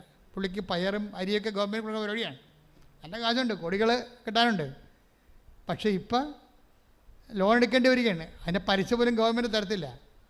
ഞാൻ കോടതിയിൽ പോയിരിക്കണമെന്ന് പറഞ്ഞു, ഹൈക്കോടതി പോയിരിക്കുകയാണ് ഗവൺമെൻറ്റിനെതിരെ. പക്ഷേ അതിന് ഏത് കാലത്താണ് ഇനി ഗവൺമെൻറ് നോട്ടീസ് അയക്കണം. അപ്പോൾ ഗവൺമെൻറ് കാര്യം പറയും. പിന്നെ അത് 10 കൊല്ലം വേണമെങ്കിൽ നീണ്ടുപോകും. ആ സമയത്ത് പലിശ എന്തുമാത്രം പോകും? അച്ഛനൊരു ഡേറ്റ് പറയാൻ പറയും. അതാ പ്രശ്നം. എന്ന് വെച്ചാൽ മാതാവ് അച്ഛനിലൂടെ എനിക്കൊരു ഡേറ്റ് പറയണം. അതാണ് പുള്ളി ഉദ്ദേശിക്കുന്നത്. മാതാവ് അച്ഛനിലൂടെ ഒരു ഡേറ്റ് പറയണം. അപ്പോൾ ഞാനത് ശ്രദ്ധിച്ചില്ല. ഒരു ഭാഗ്യ പരീക്ഷണമായതുകൊണ്ട് ഞാൻ വേറെ പല സീരിയസ് സബ്ജക്റ്റുകളും പറഞ്ഞുകൊണ്ടിരിക്കുന്ന സമയത്ത് പോകാൻ നേരത്ത് പറഞ്ഞപ്പോൾ ഞാൻ മിണ്ടാതിരുന്നത്. പക്ഷേ പിന്നെ പുള്ളി പുറത്ത് പോയിട്ട് കുറേ കാര്യങ്ങളൊക്കെ ചെയ്യാനുണ്ടായിരുന്നു. അതിന് തിരിച്ച് എന്നോട് ചോദിച്ചപ്പോൾ അച്ഛാ ഒരു ഡേറ്റ് പറയുന്നത് പറയും. ഒരു ഡേറ്റ് പറയാം അച്ഛാ പറഞ്ഞു. എന്തിനാണ്? കോടതിയിൽ നിന്ന് സർക്കാരിൽ നിന്ന് കാശ് കിട്ടാനുള്ള ഒരു ഡേറ്റ് കോടതിയുമായിട്ട് ബന്ധപ്പെടുത്തി പറയാൻ പറയും. അപ്പോൾ ഞാൻ പറയും ഏപ്രിൽ എന്ന് പറയും. കാര്യം പുള്ളി പറയാതെ പോകത്തില്ല. ഏപ്രിൽ എന്ന് പറഞ്ഞിട്ട് ഞാൻ അമ്മയുടെ മുഖത്ത് നോക്കും. ഞാൻ ഏപ്രിൽ പറഞ്ഞിട്ടുണ്ടോ, എനിക്ക് പണി വെക്കരുത് കേട്ടെന്ന് പറയും. അത് ദൈവമായിട്ടുള്ള പേഴ്സണൽ ബന്ധമാണ്. നമുക്ക് ദർശനത്തെ കണ്ടിട്ട് പറയണതല്ല. ഞാൻ ഏപ്രിൽ എന്ന് പറയും. ഏപ്രിൽ എന്ന് പറഞ്ഞിട്ട് അമ്മയുടെ മുഖത്ത് നോക്കും. ഞാൻ മാതാവിനെ അവിടെ എൻ്റെ മുറി വെച്ചിട്ടുണ്ട്. അപ്പോൾ അമ്മേ പറഞ്ഞിട്ടുണ്ട് കേട്ടാ. പക്ഷേ എന്താ പ്രശ്നം? ഇത് ഓണർ ചെയ്യേണ്ട ചുമതല ആർക്കാണ്? അമ്മയ്ക്കാണ് ചുമതല. നമുക്കൊന്നും അമ്മ വെറുതെ പറയാതെ ഈ മനുഷ്യൻ പോകത്തില്ല, പറയാതിരിക്കാൻ പറ്റത്തില്ല. അദ്ദേഹത്തിന് നിലനിൽപ്പിൻ്റെ പ്രശ്നമാണ്. അപ്പോൾ എന്നോട് പറയാം. പിന്നെ പുള്ളിക്കാരൻ പറയും അച്ഛാ അങ്ങനെ പറഞ്ഞ ഡേറ്റ് പറയാൻ പറയും. ഞാൻ പറയും 14 പറയും. ഡേറ്റ് ഇട്ട് കൊടുക്കുകയാണ്. പിറ്റേ ദിവസം അത് ഏപ്രിൽ ഈ പറഞ്ഞ മാർച്ച് 13-ാം തീയതി നടന്ന സംഭവമാണ്. മാർച്ച് 14-ാം തീയതി എന്നെ വിളിച്ചു പറഞ്ഞ് അച്ഛാ അമ്മ കോടതി വന്നിട്ടുണ്ടായിരുന്നെന്ന് പറഞ്ഞ്. എന്താ പറഞ്ഞിരിക്കണത്? ഒരു നോട്ടീസ് പോലും സർക്കാരിന് ഇഷ്യൂ ചെയ്യാതെ ഹൈക്കോടതി ചീഫ് ജസ്റ്റിസ് ഓർഡർ ഇട്ടിരിക്കുകയാണ്. 60 ദിവസം, 14 തൊട്ട് 60 ദിവസം, 60 ദിവസത്തിനുള്ളിൽ കാശ് കൊടുത്ത് തീർക്കാൻ വേണ്ടി. ദാറ്റ് മീൻസ് ആ 14 തന്നെ പറഞ്ഞ ഡേറ്റ് തന്നെ ഹോണർ ചെയ്തിരിക്കുകയാണ്. എന്ന് വെച്ച് കഴിഞ്ഞാൽ ഞാൻ 14 പറഞ്ഞിട്ട് അമ്മയുടെ മുഖത്ത് നോക്കിയില്ലേ, അമ്മയെ കണ്ടാണ് പറഞ്ഞിരിക്കണം, അല്ലാതെ ഞാൻ വേറെ ദർശനം കണ്ട് പറഞ്ഞതല്ല. അമ്മയെ ആശ്രയിച്ച് പറഞ്ഞിരിക്കുന്നതാണ്. അതായത് ബന്ധമെന്ന് പറയണത് അതാണ്. നിങ്ങൾ ഉടമ്പടിയിലോട്ട് പോകുമ്പോൾ ഇത്തരം ഒരു ബന്ധം ദൈവമായിട്ട് ഉണ്ടാക്കണം. അല്ലാതെ ഓരോ ഇഷ്യൂ ഉണ്ടാകുമ്പോൾ ഓടി വന്ന് തിരികെത്തിച്ച് പിന്നെ ഉദിക്കെടുത്തി, പിന്നെ തോന്നിയ വാസം പോലെ നടന്ന്, പിന്നെ ഒരു ഇഷ്യൂ ഉണ്ടാകുമ്പോൾ ഓടി മാതാവിൻ്റെ അടുത്ത് വരുമ്പോൾ മാതാവ് മോസസിനോട് ദൈവം പറഞ്ഞ പോലെ എനിക്ക് നിന്നെ അറിയാമെന്ന് പറയും. എനിക്ക് നിന്നെ അറിയാവുന്ന ദൈവം പറഞ്ഞോട്ടൊരു കുഴപ്പമില്ല. പക്ഷേ മോസസിനോടെ കുറിച്ച് പറഞ്ഞ പോലെ പോസിറ്റീവായിട്ട് പറയണം, നെഗറ്റീവായിട്ട് പറയാൻ പറ്റരുത്. ദൈവം അതും പറയും. അതാ വിഷയം. നമ്മളെക്കുറിച്ച് ഉടമ്പടിയുടെ കാലം കഴിയുമ്പോൾ ദൈവത്തിന് നമ്മളെക്കുറിച്ച് ഒരു അസസ്മെൻ്റ് ഉണ്ടാകണം. എന്താണ്? എനിക്ക് നിന്നെ അറിയാം.